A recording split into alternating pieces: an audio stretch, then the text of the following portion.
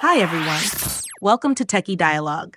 In this video, we'll show you how to connect interface to BandLab so you can record high-quality audio straight into your projects. Step 1.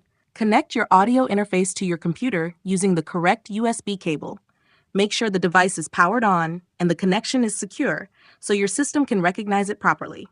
Step 2. Set your audio preferences. On Windows, right-click the sound icon on the taskbar. Go to Sound Settings and choose your interface for both input and output.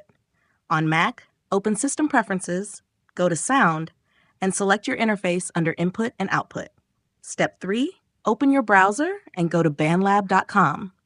Log into your account or sign up if you're new. Click on Create and choose to start a voice, mic, or instrument project, depending on what you're recording.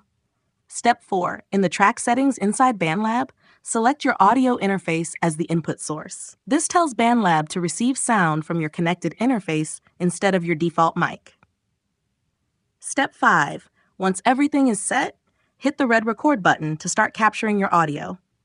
You should now see waveforms as you record, confirming your interface is connected and working. Thanks for watching, and don't forget to subscribe to Techie Dialogue for more helpful tech tips.